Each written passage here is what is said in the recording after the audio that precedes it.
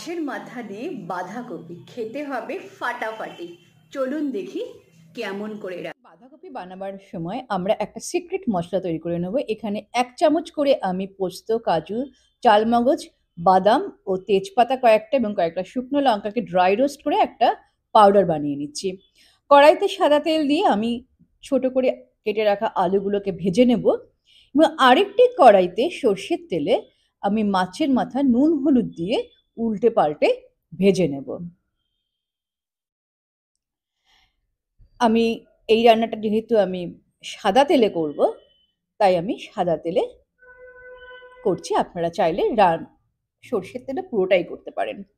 আরেকটি বাটির মধ্যে আমি দই নিয়ে নিয়েছি খানিকটা পরিমাণে। সেখানে হলুদ গুঁড়ো, জিরে গুঁড়ো, লঙ্কা গুঁড়ো, ধনিয়া গুঁড়ো দিয়ে একটা পেস্ট করে আমি আগের থেকে রেখে দিচ্ছি। আলুগুলো ভাজা হয়ে গেলে আলুগুলো তুলে নিচ্ছি। নিয়ে পেঁয়াজ ও কাঁচা লঙ্কার পেস্টটা আমি এখানে কষাতে থাকবো। তারপরে দিয়ে দেবো আদা রসুনের পেস্ট। যতক্ষণ না পর্যন্ত এই মশলাগুলো থেকে কাঁচা গন্ধ যে থাকে সেটা চলে যাবে, ততক্ষণ পর্যন্ত কিন্তু আমি মিডিয়াম হিটে কষাতে থাকবো। আর আমি এর মধ্যে কোনো রকমভাবে জল ব্যবহার করব না। মশলা থেকে যখন তেল বেরিয়ে আসবে সেই সময় আমি দইয়ের পেস্টটা দিয়ে দিচ্ছি এবং সেটাকেও খুব ভালো করে মেশাবো এবং আরও ভালো করে কষাবো। এবার মিডিয়াম হিটে হতে হবে সব রান্নাটাই।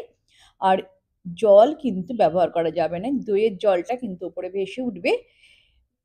সামান্য পরিমাণে বাটি ধুয়ে আমি এখানে জল দিলাম, কিন্তু এর থেকে বেশি জল দেওয়া যাবে না।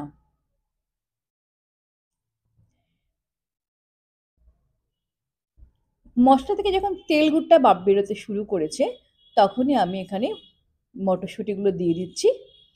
দিয়ে ভালো করে কষিয়ে নিয়ে সেদ্ধ করা বাঁধাকপিটা মেশাবো।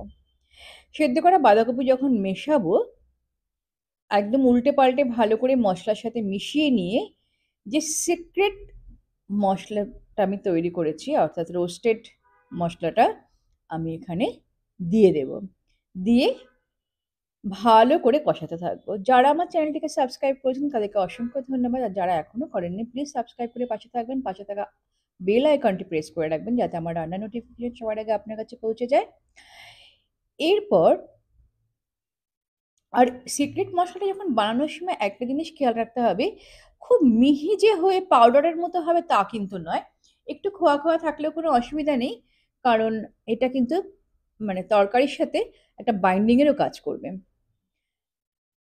আপনারা ঠিক এইভাবে বাড়িতে একবার বাঁধাকপি রান্না করে দেখবেন। এই স্পেশাল মশলাটার জন্য মাছের মাথা দিয়ে বাঁধাকপিতে আমরা অনেকবারই রান্না করি, কিন্তু এটার একটা আলাদা স্বাদ এনে দেয়।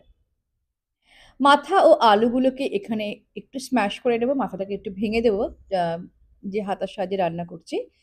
তারপরে 1 চামচ চিনি দিয়ে দিচ্ছি, 2 চামচ ঘি দিয়ে দেবো।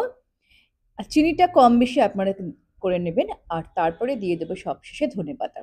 ব্যাস তৈরি হয়ে গেল আমার মাছের মাথা দিয়ে বাঁধাকপি। তাহলে আসছে আরও নতুন নতুন রেসিপি নিয়ে। ততক্ষণ আপনারা ভালো থাকুন, সুস্থ থাকুন এবং আনন্দে থাকুন। All the best.